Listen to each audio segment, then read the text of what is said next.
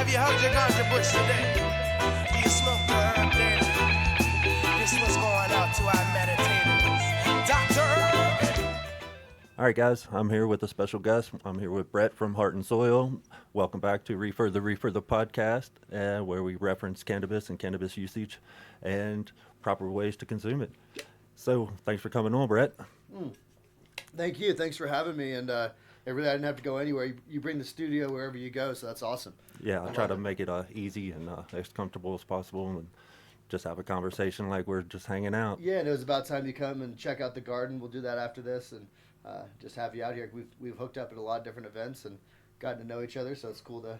Yeah, we actually met at the Growcast Rocky Mountain chapter get together up That's there the at first the time we met, Yuma right? Yep. Coffee Joint, or actually no, it was That was at the Adam Dunn. Yeah, shout out Farmers to Market. Adams for his little farmers market. Yep. And and then you told me about the Growcast, and we met up there. And shout out to Growcast for setting that up, and all the people that show up to Growcast Rocky Mountain chapter get together. Yeah. We're gonna have another one on the 30th. I don't know.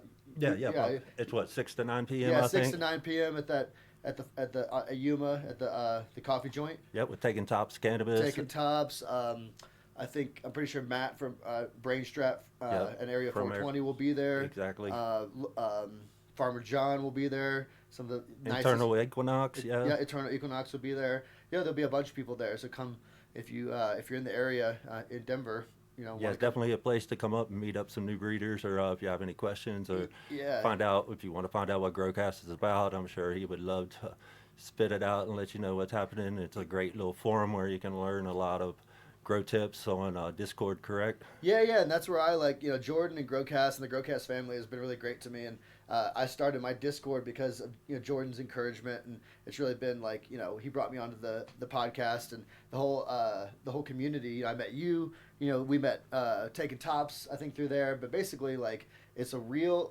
community people doing cannabis work throughout the country and really throughout the world. I like the mojo. Everybody's pretty laid back. Yeah, everyone's laid back. Nobody's got ego tripping and. Yeah, exactly. It's a place for learning and proper communication and collaboration and So it's this isn't the Growcast show, but but that's how we met. And we and you've really impressed me just by how much once we met, you're like, yeah, these are the things I want to do, and you've really jumped into it and started doing it, and doing your podcast, getting entrenched in the community. I see it all the events. That's really what it takes. I feel in this boots on the ground. Get boots out on there the ground, being a part of the community, and I've just myself started doing some of that in the last year, and that's where I met people like you and Tops and all these people that I like everybody's initiative. They're all Yeah, go-getters. There's nobody sitting around waiting for somebody else to take care of them. They're out there helping spread the knowledge and asking questions and learning at the same time. Right, exactly. And I'm constantly learning from a lot of these people. And we went to the Queen of the Sun and Growcast. Oh, you were there? Yeah, it was the Living Soil in the classes. Living Soil class, which was fantastic. You think you know something about living soil, and then you go to a class like that, you're like, damn. There's so many things that I don't know,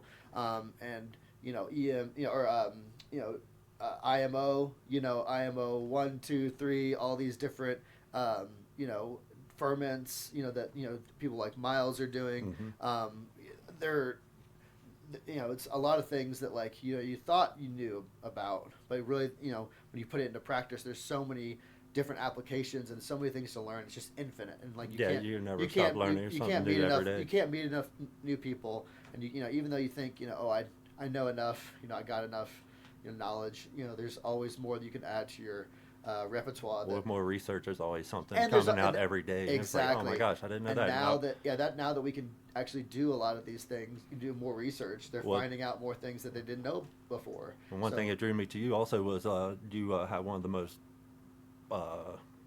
over-the-top living soil concepts, and you got all the little critters in there. It's kind of where I want to move into, and it's very interesting. And you grow your own food and vegetables too, so it's not just all about the cannabis. It's it's about your overall health, taking care of yourself, and just being self-sustaining and doing it on the low, on the cheap, and finding the best ways to make use of what you have and turning something into nothing. That's always been my saying. I turned you could turn this soil which is, when you separate it, it's nothing. It's worthless. You put it together, you give it time, you give it love, you give it a few critters doing some work for you, give it some water, get some light, magic happens, and it's pretty cool, like I said, to be able to grow, the cannabis, the seeds, grow the business, grew hundreds of pounds of food, in that I'll show you this little square, garden back here, is like, I call the people like us producers and not reducers. Yeah. There's a lot of reducers out there consume, and there's givers and takers. We're trying to produce something. There's givers and takers, right? The same concept. We want to give more than we take, and leave more than we take, not just like daily and like with food but like in life, it's like hopefully when we're gone, like we've given more to this world than we've taken.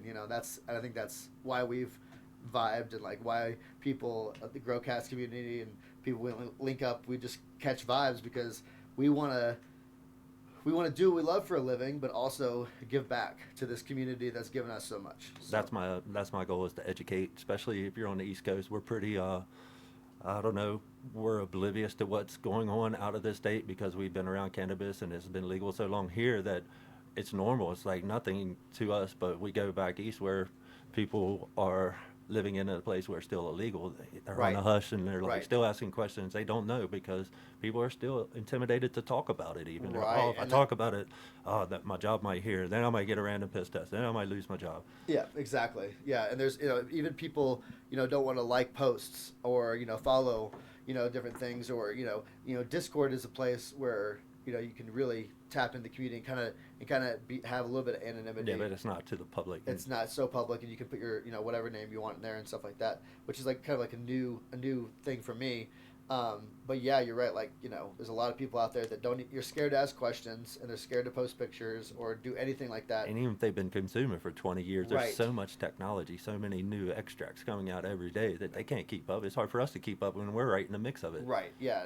And so it's I think it's important to ask questions and educate yourself and educate others in person too, because a lot of these conversations, they're not had online. I mean I got the dog. Yeah, the dog's cute chair staring at us. The dog's hanging out. Hi Charlie. Hi Bella. They're always just hanging out. Yeah, some good dogs. Oh yeah, they're awesome. So yeah, but yeah, I know we kind of sidetracked. I know you kind of had a plan to. Usually, when I start out, I ask people usually how they got involved in cannabis. When did you first consume, and how? Because if you're doing this, it's obviously had a strong hold on your life and influenced your life in some ways. So, how did it come to you, and how did you find out that it was something that helped you and that you wanted to involve in your life? Like I think, just like most kids, I was just curious, like what this stuff was. I'd seen, some of my cousins or, other people, like, they had, smoked, and, I was like, oh, what's. Well, first of all, where are you from? I'm from Texas. Texas, all right. So that makes a big difference because it's illegal there, and it's harder, and how many other people consumed around you, or if you grew up in California where it's a little more normal, it's kind of a different story. Yeah, in Texas, there's definitely black sheep scenario. Me and 3 or 4 of my friends, were like, we I forget who got it. It wasn't me. Somebody got it. We went in the backyard and smoked this little pipe, and just put it in there and smoked it. It was the first time. I don't even know if we even I don't even know if we got high. We got caught by my buddy's mom, and she smoked. We later found out, but she was pissed, and she was like, you guys can't do that here, and blah blah blah blah blah. But then we the next place we did it was the golf course. We're like, well, nobody's gonna catch us here, and that's when we got it. Actually got high for the first time, and it was it was just fun. It was exploring the new world, and it's new experiences, and exploring. It's later on it was mushrooms. It was experiencing the world in a new way. It's just taking a walk was different on smoking or riding a bike or whatever. So it was it kind of made it just a little bit more fun, a little bit more enjoyable. Obviously didn't have too many pains at that time. I didn't have and I had pretty good home life, so I didn't have anything to escape from. It was just more for enjoyment, and loving and experiencing life in a new way. And there's so much a little more brightness. The sun shines a little brighter when you got a little buzz to you. It does make you a little more in tune with nature, Yeah, in my mind. And yeah, a definitely. lot of people say the same thing. We did a lot of time in nature with cannabis, and that's like kind of where we went, on hikes and like in bike rides, because that's like, you couldn't. It was getting away. No one's gonna like. Now that's where you go. It's like in the woods to smoke your weed. It's because like. Yeah, I'm from West Virginia, so it's all woods there, exactly. and we were from a small town. It was go really to the, boring. Or go to the fields, or go to the back roads, or whatever. When you got older, like cruising the back roads in the car. We rode bikes, and it was definitely, we would just go for hikes. Yeah. Miles upon miles in the woods. Yeah. So, it was just like all fun, at first, and then, I mean, it just became normal. I was smoking, in high school, smoking, almost on the daily. Did it help you with studies at all, or did it make you more interested in certain aspects of life? It made me interested in like, in nature, and like, I really wanted to know how this plant was grown. Like I tried to grow one time in the backyard, and and my mom, I think, like, I was so bad at like getting away with stuff. I got caught like all the time, and like I planted some seeds in the backyard, but like I left some of the bag of weed like with the seed was like right on the windowsill outside. So she like found it and like saw the little holes and was like, "You trying to plant weed back here in my backyard?" So, but like, I was just really curious about like how this. I'd never seen a weed plant in my life. Yeah, I was very curious too. My first like, one. How does this bud happen? And like, no, the first there time, was no information at that time. no on the internet information either. at all. Yeah. Well, what year was it? Because I grew up in high school. It was 92, 93, like, and there really wasn't internet to search. Yeah, 06 was when I graduated. So there was a little more internet, a little bit more information out there.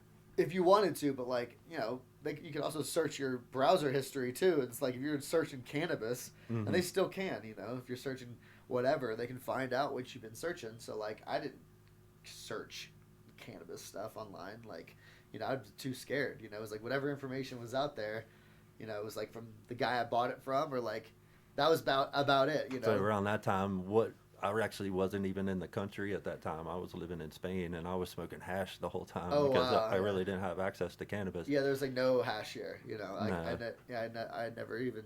But in Texas at the time, would you have chronic? Was it chronic and like mids or? So you had Reggie's? Like, you had swag. You had some like kind bud that was probably like, either outdoor or greenhouse or really mediocre grown indoor, and then you had like what we call dro.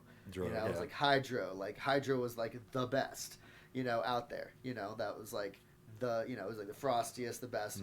Later to find out, like now as like a organic grower, it's like the exact opposite now. It's like the salts, the mids, or salts in the mids, and like the the organic stuff is more the top choice for me personally. Yeah, it's evolved a little bit. But it's like it's evolved a little bit, and it's still you can't deny some of the THC content, like the pictures, the beauty of just hydro, and or just salt fed nutrients. Like I talked to somebody if you're growing weed in any capacity, we're on the same team. Like no salts first organics battle here from me. No, if you're growing, I support you. Yeah, exactly. No battles on how you do it. Yeah, the way that I just decided to do it. But yeah, it's like as a kid, it was just more for for fun, and that's all like the business aspect of it also, and got into dabbling in that aspect of it in high school, and then I got luckily got kind of so I knew that somebody knew that it was bad. Somebody knew that shouldn't have known what I was doing, and they let me know that they knew, and that I needed to cut it out because it was so you got lucky. So I got lucky, and I got out when at the right time. Then I went to college, and then I ended up fracturing my lower back, my L1, L2 bulging disc. I got a really bad spinal injury, and I was smoking all before that, but like that's when like cannabis really came into play for me, as like a healing agent. Before it was just like getting my mind right, I used it because I was like really high strung. I had like anger issues in high school, so like I would smoke for that. But like, with when I had pain, there was always when you took like a hydrocodone or something, that wasn't helping the pain for me. It was just getting me high, personally. I mean hydrocodones like and things like that, like, they just they don't cure my back pain. I've never. They just block them. They just kind of block the pain and. Yeah, not even for me. It's like I still felt the pain. I was just high, and then my back hurt. And then when it wears off, Yeah, the pain is even worse. Yeah. So like, but at the with cannabis, it really helped with inflammation. Were you consuming edibles or were you No, smoking? I was just smoking. Yeah, and there were no dabs at that time. There Still, there were some old school hash. The closest thing to dabs was like the knife hits, or like keef. You would get like your keef and you press your keef, and then you take like a knife hit or like a gravity bong hit of your keef. That was like the closest thing off the bottom of your grinder. It's like a dab. Yeah, exactly. So. So during this time, did you have any issues? Like, have you ever ended up in bad predicaments or any kind of like arrested in jail? Yeah, or, I mean, I was like, get beat up and all that gunpoint type deals because it was kind of dangerous back. Yeah, I mean, those things have all happened, unfortunately. Including the getting beat up part. That wasn't necessarily over cannabis, but like, there's always cannabis involved. But like, we were. That was just a bad, protecting somebody that was getting jumped, and then I got jumped right along with it. So sorry about that. We had a little technical issue. The recording stopped, and Brett was talking about how he got jumped, but it was always alcohol involved or something else. Yeah, alcohol or meth or coke or steroids or like, the whole gamut of kind of like the aggressive type of drugs, where, cannabis was always like, much more chill, and like, it was obvious when you went to a party that was just like cannabis smokers, like everyone's just having a good time, chilling, just never fights and anything like that. But when you got all kinds of other things involved, it can go south pretty quick. So. Yeah, I think alcohol is the catalyst for most of those. Yeah. And that's usually the first question I ask: is alcohol involved? And then it leads to other drugs, it leads to other things, and then craziness ensues. So yeah, I saw early that was like kind of the path I wanted to go, just like the more natural route. In terms of my extracurricular activities. But I was always seen as like the guy, the smoker, like the pothead or whatever. Even though I was like playing sports and doing all that kind of stuff and excelling in those things, the coaches would kind of treat me a little differently, or I mean to be fair, in Texas it's super illegal, and at any point if I'm involved in that stuff, I could go to jail, and they didn't want to mess with that. So like it was obvious that like certain people didn't want me hanging around their kids, or like certain kids didn't want me hanging around because they were scared. Yeah, I had parents who didn't want me hanging out with their kids. They were my best friends, but we couldn't hang out because I was the troublemaker. And I get it, and I completely understand. But now it's like one of those things we were talking about. There's those same people that like shunned you or whatever, or asking you advice on like strains and stuff like that, or wanting to buy seeds or or whatever. Or they're just wanting to know what CBD or like they should. What do you recommend? 100% CBD is the biggest one. Or my arthritis or sleep or pain. And what do you recommend? I'm tired of opiates and I'm alcohol. happy to help them. Yeah, I'm all about. That's what the podcast's for. That's why we're here, and that's one thing I like about the community. Like we were talking about earlier, we're all about that positivity and teaching and helping other people get involved instead of having egos and. Yeah, and just be like, oh, well, I've been in the game for however many years. You have a disagreement with like, the way I grow, then I don't want to talk to you. And I respect the time, and like, in doing things, a lot of people, like I said, been in it for a long time, but like, I think we should welcome more people into the fold, not keep people out, and put up walls. I think we should like build a bigger table, not a bigger wall, It's like, I don't know. So yeah, I think like what you're doing is important, like educating people and like showing that like people that normalizing maybe have been using cannabis their whole lives, they're, even though it was illegal, it doesn't make them a bad person. There's people, are a lot of people are in it for different reasons. They really are. A lot of people are in it just to heal, heal themselves, heal the planet, and I'm trying to do everything I can to do it as natural as I can to give respect to the planet and to the plant, and it's more than just about cannabis and getting high now. It definitely has a symbiotic relationship with the human body, with the endocannabinoid system and the phytocannabinoids, how they replenish the ones missing in your body and help with autoimmune. It's wild that we already have receptors and produce, or make people feel better. Yeah, exactly. So, but yeah, it's. So you never been arrested? I've been really close, but I have been. I have been arrested. I can't remember if we hit on this after the little microphone. I've been arrested issue. a couple times. But once for cannabis possession, but the other times it was like, I was stealing beer out of someone's garage and like got hit with a felony, and then I failed the drug test while I was on that, probation, and that kind of, I had to go like another 2 years of probation and like do so it's like I definitely got hit, and I went to, like I said, I went to jail just overnight for cannabis possession and got out the next day. So like nothing, like.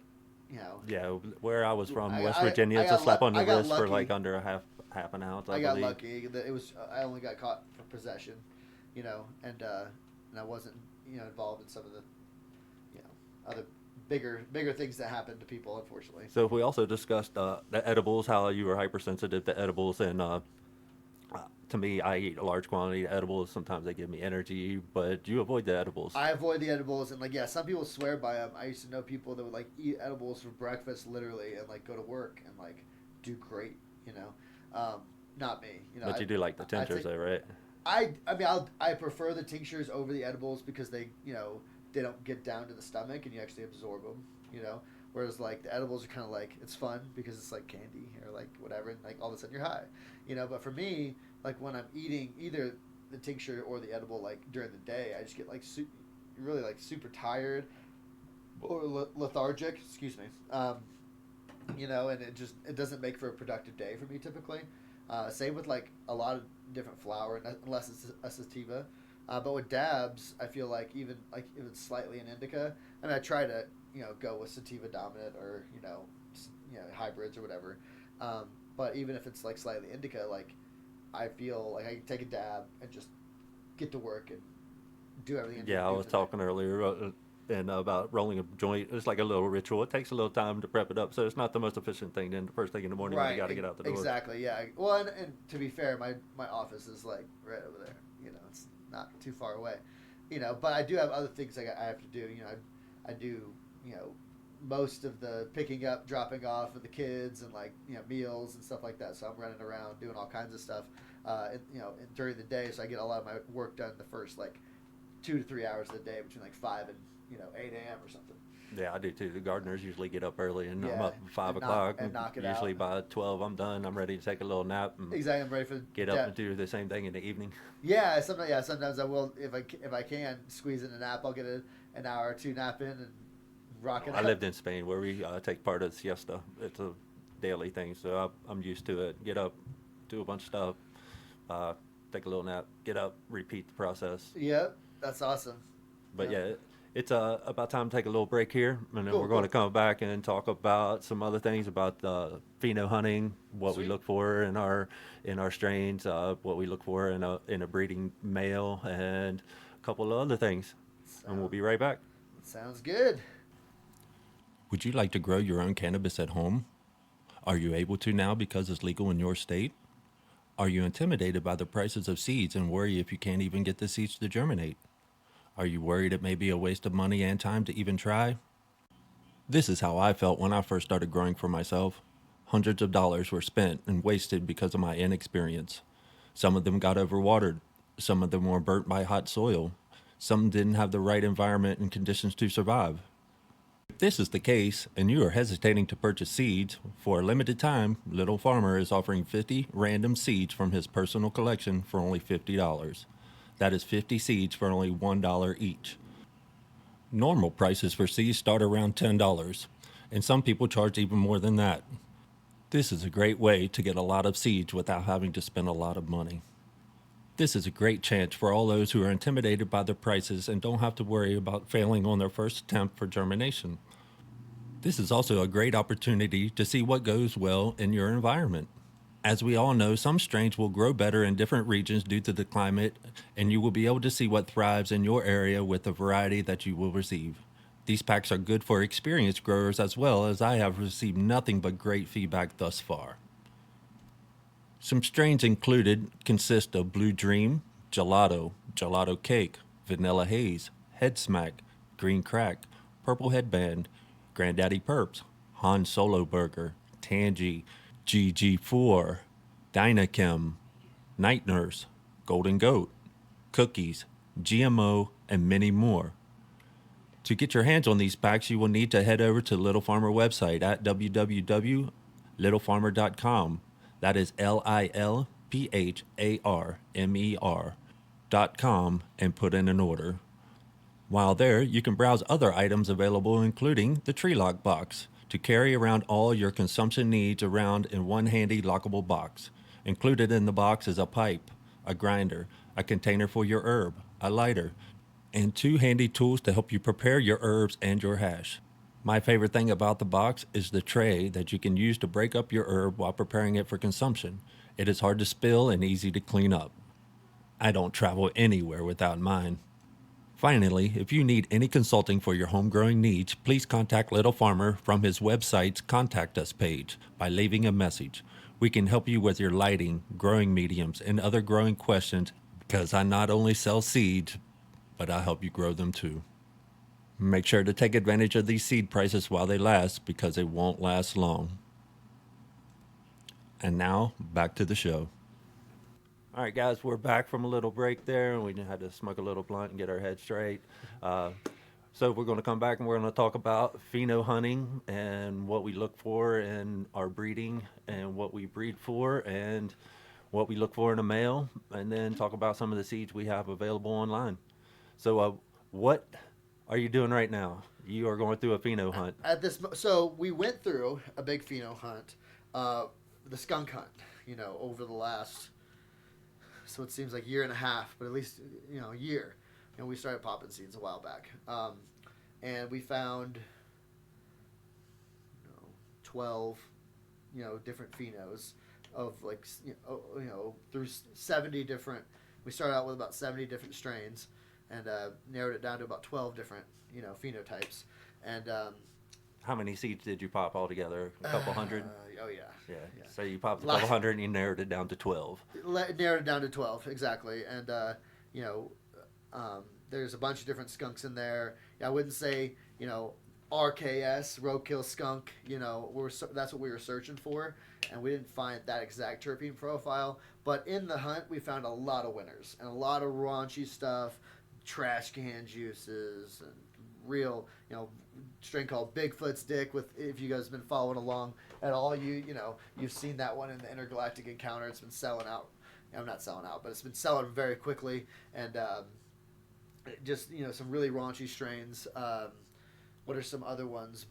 Just to let the people know, for this specific pheno hunt, what you're searching for is a specific aroma, correct. A smell, a terpene. Yes. Let me rewind a little bit. So because I'm on the same hunt, I've tried. Exactly. It's a big topic now. So there's a big topic now. Is the roadkill skunk?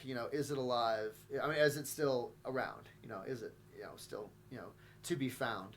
And a lot of people said it's gone forever. It's it's I have the real cut or whatever. There's a big discussion right now, and I was like, well, let's see what there is to find. Let me just hunt skunk number 1. Let me hunt a bunch of these other skunk things labeled as skunk and see if we find skunk terps. And I popped a lot of packs labeled skunk, some that weren't labeled skunk, some that were just like Afghan Thai hybrids or like different land races or heirlooms that I thought maybe could have some skunk terpenes. And I think that hunt taught me a lot about just pheno hunting in general, and especially like when you're hunting for a certain terpene. I hunt for a lot of things at once. not just one terpene, but you hunt for one terpene.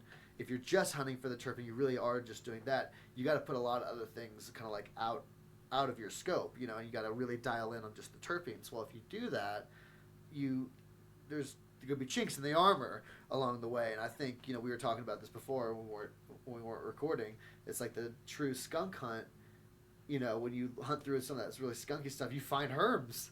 Yeah. A lot of that stuff is just sexually unstable. Well, I think it was originally a From mix bag of seed. it was a mix of some land races, a Mexican, a Thai, Mexican, Thai, Afghans, or Colombian and an Afghan. But yeah. some of those Thai and those land races, especially the sativas, are pretty prone to herming and just in general, like if a lot of them were like bag seeds, and they weren't like, a lot of them weren't being like, cloned or not properly, but so, selectively bred. So like it was like whatever was in the bag a lot of times. So so a lot of people don't know. I know this, and you know this. If you find a bag seed, normally it's because it herminged or it got cross pollinated. But if it's on a commercial scale and they got all one strain, normally it's going to be germinated by itself, which is from a herming. And there's a lot of unstable strains that you'll get on the market or in a bag, and 9 times out of 10 it's going to be from a herm,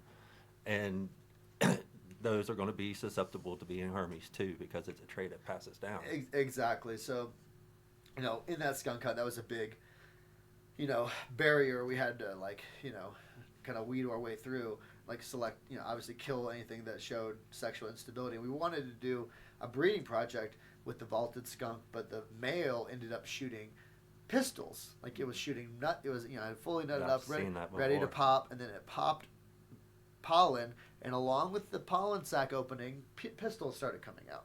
And I'm like, well, shit. The hairs, so I'm like, I don't want to breed with this, because obviously, the male is like where a lot of I saw that the last round. The backbone of the line comes. And I had to throw those out. Yeah, so that was unfortunate. But, we obviously killed all the males, but, we ran a big pheno hunt.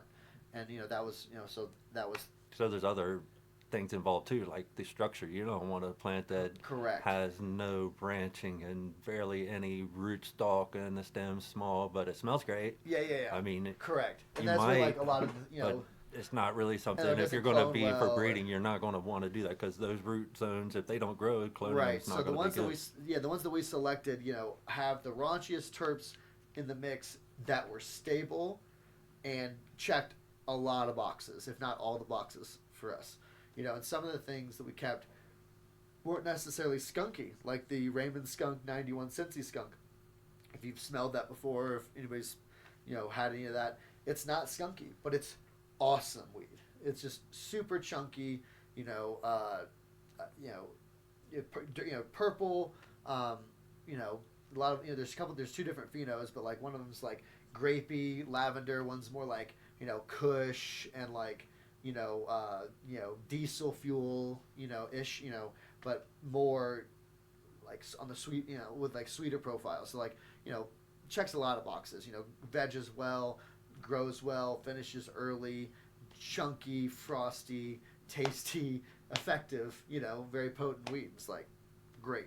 But it's not skunky, but it has 2 skunks in the name. And that's kind of a lot of things I found is just because it says skunk on the package doesn't mean it's going to be skunky weed. And it has a possibility of being skunky. Yeah, 100%. And it probably is there somewhere, and if it was maybe grown in a different environment or maybe a different soil in a different region, it might trigger those terpenes to kind of have just a slight difference in their chemical profile to bring that out, maybe. Yeah, and sometimes it's just in the name, and they call it skunk and it gets passed on. But I got a skunk one. I think you grew the same skunk one and seeds that I had. A bunch of skunk ones. And it came out herbaceous and fruity, fruity, but it was herbaceous and more of a sweet smell. I got a sweet haze. A sweet haze. It grew very haze like the ones the skunk number ones I had. Wasn't super skunky. But yeah, so that was all part of the skunk pheno hunt. So that's what I'm working on now is a breeding project with using those females and a bunch of other females as well with a sage and Sage crossed to 82 skunk from Sage Master Select, Adam Dunn. Nice. So that, that's in the room right now. It just got flipped to flower. So. So are you going to pollinate those with your With classic males so that his, you have? So his male. His male. Okay. So yeah, we so I'm going to use. Doing a little collaboration there. It is, yeah. So it's the Sage, which is an Afghan dominant, and then crossed to his 82 skunk, which is also, according to his reports, more of an Afghan dominant. And then the male that I selected was leaning towards that 82 skunk side of the lineage, as opposed to the Sage, which has a little bit more bubbly leaves. The 82 skunk has more like longer fingers in like the Afghan look, Mm-hmm. but a little more serration maybe. So more serration and like more finger like, whereas like some leaves are more fan like, some leaves are more like finger like, Mm-hmm. You know what I'm saying? Yeah, I've seen lots of different. There's leaves. so many different it's types. beautiful But, watching them all and how. But unique yeah, they are. we got a bunch. We got all that the skunk phenos that we hunted, plus a bunch of other stuff in there. We just have to wait and see. So you have a line right now. You have two lines, and one of them is more of a Peruvian punch, which is a Peruvian strain, like a landrace from Peru, and then the other one's more of an Afghan, right? And so I think we actually have like 7 lines right now. We have a bunch of strains. So we have, if you look, we got, we started with, the Peruvian line. So we did a Peruvian male that we, actually I went to Peru, brought back some seeds, did, an F2 project, with those, the Peruvians, and then along with that, did 23 different crosses, all at the same time. So why did you pick that male? So because you weren't looking for a skunk hunt? Was it just a that great, was when I began. strong? So that was like 4 years ago. Whenever I started, 5 years ago, whenever I first started breeding. So that's when like the whole line started. So like, lines have been built upon lines have been built upon lines. I have 80 different strains that I've made over the course of about 5 years, and they started. They all start with like a land race, and like a backbone, and then kind of go from there. And so like we did like the land race, F2, the Peruvian, and then we crossed that to Mac 1. We crossed that to Alien Rock Candy. We crossed that to GMO. We did a bunch of different crosses, and then we hunted through those. And one of the main ones that we found was the Peruvian Punch, which is Mindo Breath Purple Punch Peruvian Heirloom, and that we found between like all the different crosses that we had made, that one to be the most consistent. Really checked all my boxes for flower, growth rates, everything from start to finish. So that was the Peruvian Punch that we did. We did like a Peruvian Punch line, and then we did two Peruvian Punch lines. We did like Peruvian Punch, version 1, Peruvian Punch F2 line, and you can find the Peruvian Punch through a couple different things. And then we went with did a Mozambique line. So we had a girlfriend that had family in Mozambique and Malawi. So I popped all those seeds in a Mozambique line, and that was like more sativa, obviously. And then we did some more work with the Peruvian, some more Afghan. I saw and some then Afghan. And then the next thing was the Afghan line, and we did an Afghan Punch, which was Afghan Hindu Kush, directly from Afghanistan, brought over by a U.S. service member, and we hunted through like 60 seeds of those, and did selected 3 males from that, and did the Peruvian Punch, which was the Afghan Punch was the Peruvian Punch across to the Afghan. So for some of our new listeners out there, you selected these land races. What is exactly a land race, and why did you use these land races for the backbone? And you use the term land race, I kind of to kind of lay out my definition of the terms. Land race, in my opinion, is hard, if not impossible, for us to get our hands on, because land race would mean that the land is doing all the work. That the land is is proliferating these plants, and there are places in the world that does happen. Well, they just kind of like they can survive on And their they own with survive nobody on their giving own. them nutrients. Correct. And they survive the And harsh weather. And there's like a Siberian one that I use that I would consider that to be a landrace because it's a ruderalis from Siberia that was like selected and I believe collected in the wild. Those seeds were collected in the wild, whereas an heirloom would be like that'd be cultivated in a region, multiple generations, would that be over multiple years time, and those seeds were grown and collected and then grown again in the same region. And I would consider that to be an heirloom. They become more adaptive to that specific climate. Yeah, that and region, they just they give it a certain terroir. It's like the wine from France versus the wine from Argentina versus the wine from here all has a different. If they're using donkey dung, or if they're using like alpaca, that's not even that. or like a lot different of times, soil amendments. it's the whole thing. It's like the light. It's the sun. It's like whether it's on the equator versus here versus this soil is more acidic or this soil is volcanic or it's and then those plants start to adapt to that region. So that's what makes like an Argentinian Pinot Noir different from a French Pinot Noir. Yes. And same thing with cannabis. And yeah, that where you grow things is does matter, and you pull something out of an environment, grow it inside, it totally does different.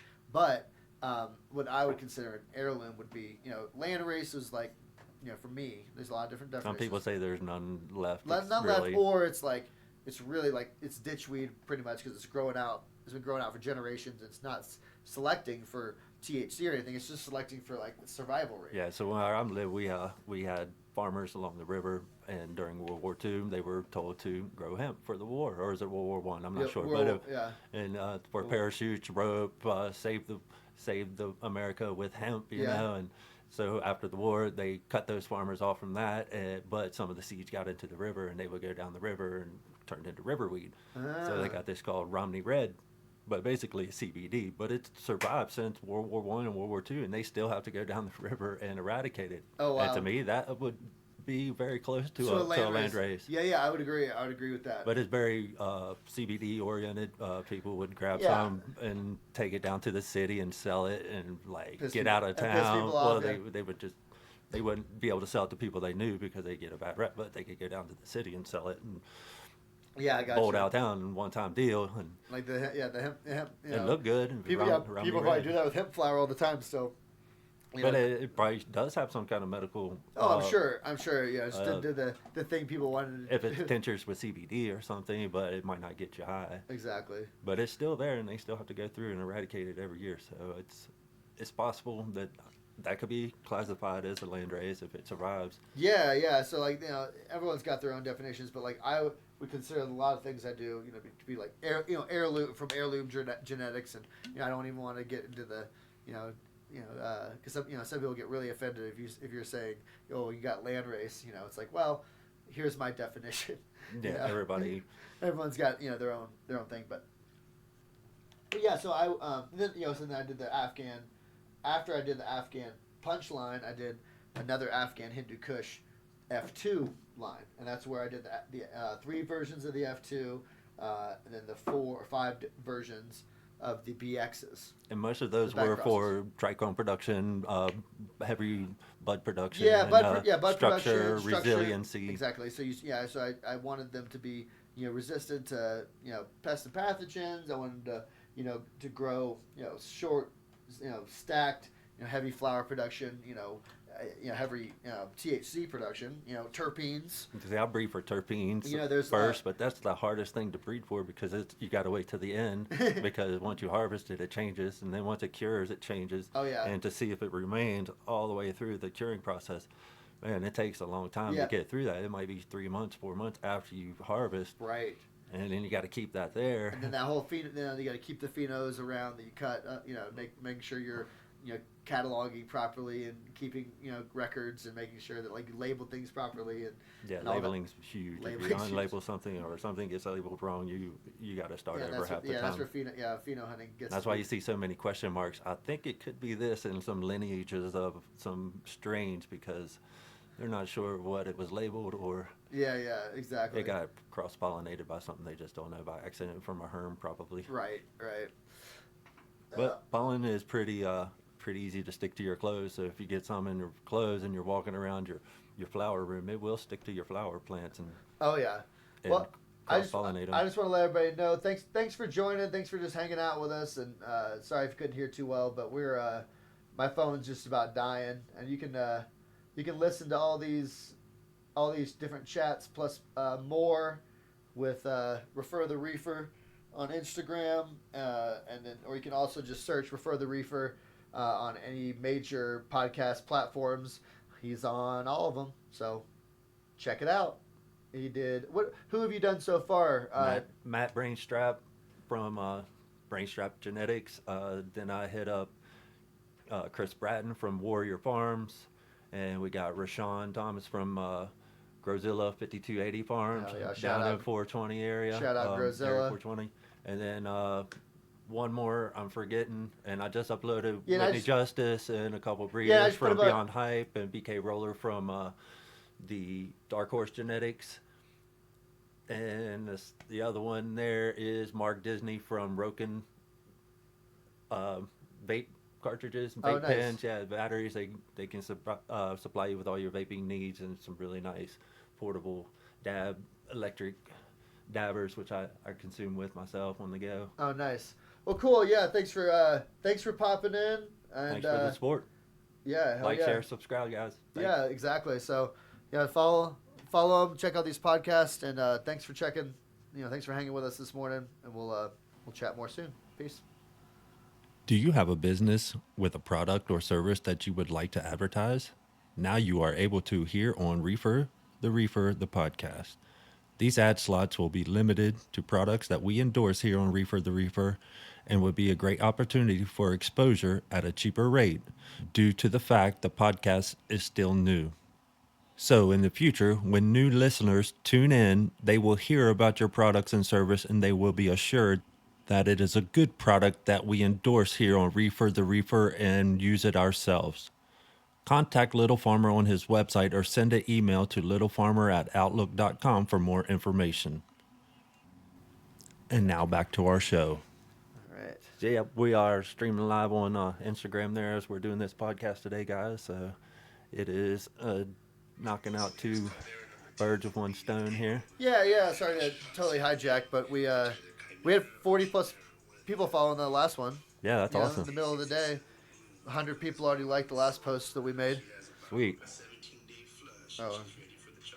So yeah, we were going here and we were talking about the terpene profiles and what we like to look for in our hunts when we're pheno hunting and what we're doing at the moment.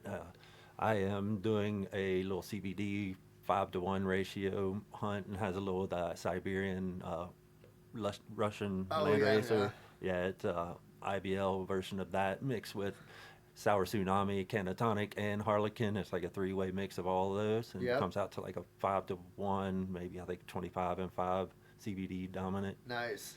And, yeah, I worked with some CBD stuff earlier on. I'm going to be incorporating some CBD into this skunk hunt or skunk line. So we'll do a full spectrum skunk. So I think that's important is getting full spectrum flower. I wanted to get more 1-to-1s and more CBD dominant, with a little THC in there with nice terpene profiles to make those nice tinctures that have that full spectrum, because I find those are the ones that help me the most. And, you can extract it with some alcohol and make your RSO, and then reduce it down and put it into some oil and mix it up that way, or you could just soak it right into your oil. The full spectrum is definitely more, on the edible wise, it's more calming and relaxing, full body high instead of having that THC high. Slamming. That's I think part of the reason I don't like edibles a lot is because they're not full spectrum. It's just like isolate or distillate of THC. Or you can make them out of the rosin. A lot of people are doing the rosin out without the solvent. Those are the better ones. They're you can have a little hint of the cannabis, but you can actually taste a little difference in the terpenes, and you can pair them up with different flavors too. And that's something that you can do with drinks. The drinks coming out now is going to be hot. Oh yeah. With the rosin, well, we were just talking about the swamp juice there, or some other flavored tinctures. Those are really good. Like I said, head to body, without being anxious, without having too much of a head high or too much of a body high. Sometimes high THC would just make people sleep. Yeah, no, exactly. It might be good for people with high pain. Some people that might be their medicine, but for me, it's not really the high THC. It's more that full spectrum plant medicine. Yeah. That just makes you feel good all over. Exactly. And I enjoy the nature and enjoy the baseball game. Yeah. I have trouble sitting down. Edibles really help me sit for more than 20 minutes, 30 minutes to just relax. Yeah, because I've just so many injuries from wrecking a bicycle, skiing, or different whatever, falling down on the ice and hurting my back in sports that I'm constantly cracking and aching. And if I sit still too much, that back ache Same here. Kicking really fast. Yeah, I feel exactly the same way. So, you mentioned CBD, and you actually have a little CBD that you grew, and what's special about your CBD line? Excuse me. Well, so the CBD that we the tinctures and stuff we carry wasn't actually grown by us. It was grown out in the St. Louis Valley by a good friend of ours. But it's full spectrum. What I would consider full spectrum. It's got more than 2 cannabinoids. Let's see if I can pull. Was it cold pressed, or so was it it's a decarboxylated first? It's a distillate. Okay, yeah. So it's a distillate, but it's got CBG, CBN, CBC. So it's got the terpenes intact too. The full spectrum. Yeah, all the. Or a broad spectrum. The two differences, I think, like if it's what I understood, if it takes all the THC out, then it's going to be broad spectrum. And if it has like a trace of like 0.01%, maybe it's full spectrum.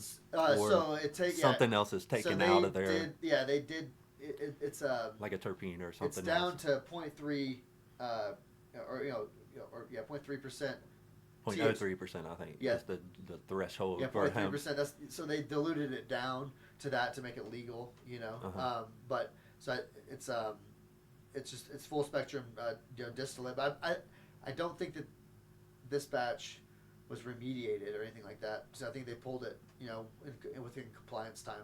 Nice. So that's, it was nice just to get, a test that had, it was like CBD is great, but we have a pure CBD product as well that's made with just, MCT oil and isolate, and that's it. And then we have this full spectrum product that's got 4 different cannabinoids, a little bit of THC. It's got the terpenes in there. Unfortunately, we don't have the terpenes listed because we didn't get that test.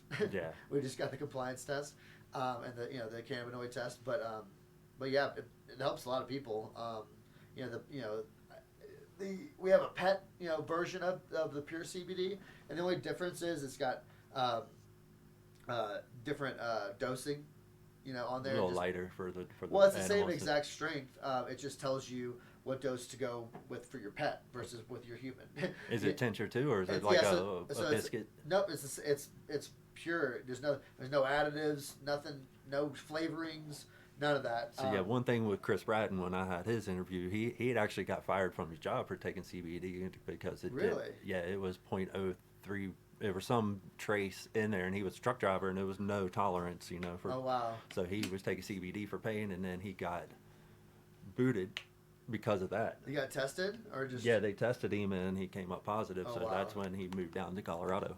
That's crazy. And that was the main reason that he got into growing himself. That's nuts. How sometimes things like that just push you right where you need to go. Yeah, that's he's happy it happened in hindsight now, but it was a big problem. So the distillate would be one you would recommend for somebody who has to take a urinalysis or piss test. And the isolate. The isolate. Yeah, the isolate. So if you have to get any kind of test like that, just to go with the the pure what we call the pure CBD tincture. It's just MCT oil and isolate, and that's it. Because that's when you get to the distillate, that's where you got the 0.3% THC and all that stuff, which really helps with the synergistic effect and all that. But you don't want to pop out on a urinalysis. Yeah, that's a big thing. Even here in Colorado, you can lose your job it just depends on for testing positive. I know it's an issue because I have a friend who has to carry around fake urine with her all the time. Oh my gosh! And it's a right to work state, so that means that they can fire you for any reason, any time, with no questions asked. Yeah, exactly. There's a lot of states coming out there where they're being protected now, but that's something that maybe we can try to get passed here in Colorado to protect those medical card holders at least. Yeah, that'd be nice. Yeah, that's something different that has to change around here, I believe personally.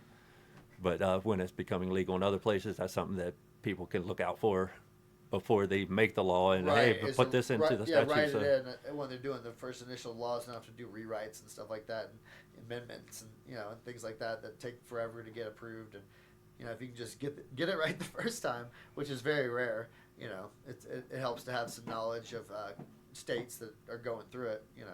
Yeah, exactly. And people that are going through it.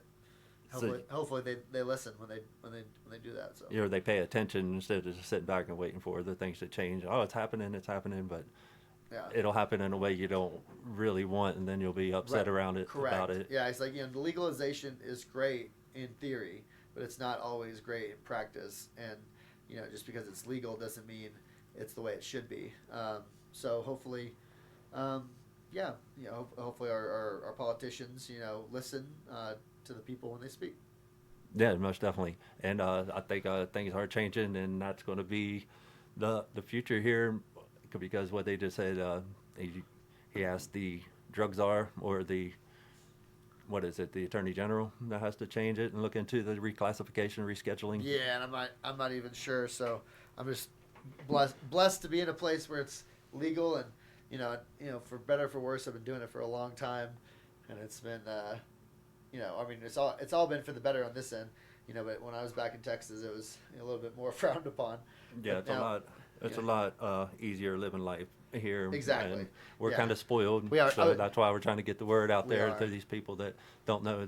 Life goes on. Things are not going to hell in a gift basket here in Colorado. It is. And there's change coming around the corner all over the place. In Thailand, it's all open, fully legal now, and they were like giving away plants to all the citizens, and there's and it used to be one of the most strict places in the world for cannabis, so there's there are things times there are changing, and it's coming around. Exactly. So this interview is going a little long here. I just want to let the listeners out there know where they can get some of your products. Where can they get in contact with your website or? Yeah, I appreciate that. So you can you can always go to the website at heartandsoilproject.com. We also have Heart and Soil Seeds. Heart and Soil Seeds and heartandsoilcbd.com. If you're looking for obviously the CBD or shirts or hats or anything like that, those would be super easy to find. If you're looking for the seeds, what you need to do is you need to go to shop and then you search stickers, and all the stickers come with free seeds, and that is it helps with our payment processor. But yeah, it could be a little confusing to some people. But search stickers, and the stickers, the stickers come with free seeds. And you're always out there here on the local scene, and I know there's an event coming up here soon. Yeah, there's Bartertown with Adam Dunn show down and hit the I can't remember the name, the Sohai Cafe. Is that the name? Yeah, Sohai Cafe.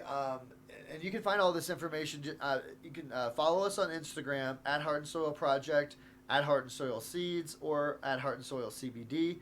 I'd say follow them all because Instagram has a tendency sometimes to either shadow ban or shut us down sometimes. So, but you can always, and then you can get the link to our Discord by either going to one of those Instagram accounts and messaging me there, or you can always contact me at my email, banderson@heartandsoilproject.com. B. Anderson, like Brett Anderson, at heartandsoilproject.com. You can ask me anything, order seeds or whatever you need to there. But Discord is a really big place where things are starting to go go to with a lot of censorship on Facebook and Instagram, things like that. And YouTube also cutting down. Yeah, people's accounts. YouTube and just a little still some negativity towards the cannabis scene, on a lot of these platforms. Where Discord is more of a safe place. We've really developed an awesome community. We have over 1,000 people on our Discord right now, and it's a really great place to collaborate. Post pictures, talk. You can ask me questions. We do a Sunday sesh every Sunday for at least an hour, sometimes 2 hours, where we just hang out. We usually have a topic. I'll chat about different things, but then at the end or during, you can always just ask me questions, or bring up different any concerns or wonderings or anything like that. So Discord has been an awesome place. So if you want the link to the Discord, I can get you an invite either through my email or Instagram platforms. But yeah, thank you for having me on. I know this interview went a little bit long, but we've gotten to know each other, and it's just easy to talk, and we could probably go round and round and round. We could do it again on another day. Yeah, so we could just go round and round. So yeah, but we'll do another one. Yeah, exactly, another time. But he's on a mission to kind of get the word out. That cannabis is here to stay. It's it's been here for a long time, and people that have been using are good people, and there's a lot of good people doing great things in this industry. And just because you're a cannabis user doesn't make you any worse of a person. A lot of cannabis users get a bad rap just by the plant being what it is. But we're trying to show that there's a lot of good out there, and we're pushing the good for the cannabis community. Yep. The motto is, we refer the reefer here. You can defer the reefer, but no one should fear the reefer. Amen. Well, thanks for tuning in, guys, and we'll get this episode up here in the next couple of weeks. And tune in for new episodes, and make sure to check out my website, www.littlefarmer.com. I'll have some seeds up there for a few more weeks here. There's going to be 50 seeds for $50 just to let people get started, and they can throw some seeds down here this fall before the first frost if they want to go outdoors and see what pops up in their area, because it's going to have a wide variety of genetics, from indicas to sativas to tall and short. That's a good way to do it too. We were talking about that with Matt at Area 420, that planting them early, even in the wintertime, will help them germinate later on down the road. Yeah, you can throw 20 of them out, and maybe 10 of them will pop up, but then they're hardened to your specific area, and that's like rather than buying a bunch of seeds and hoping they do well, he's going to give you a bunch of different variety, and they're going to some of them will do well, and those are the ones you can take cuttings of and save for future years. Yeah, it's a great opportunity to get started if you're hesitant, because it can be quite expensive getting started. I know I wasted a couple $100 on my first round of seeds, and just things didn't work out. And the soil was too high. Germination, testing, practice, different methods and whatever, like that. It's good to have seeds around to practice with. Yeah, and we get a little spoiled here, and we don't realize that it's not easy access for a lot of people now. So exactly. There's about 100 packs left, guys. If you would like to try some out, hit up the website. Make sure to give Reefer the Reefer a follow, like, comment, share, subscribe everywhere you can, guys. Thanks, and one love. Peace. Don't discernible doctors from rumors you've heard. The man's not drug dealer, call him Dr. Herb. Don't diss the herbal doctors from all those rumors that y'all heard. Our man's not a drug dealer, we call him Dr. Herb. For the healing, meditation, and good vibration. For food, fuel, fiber, and a little bit of fun. See, the joint ain't necessarily the point, but I want one.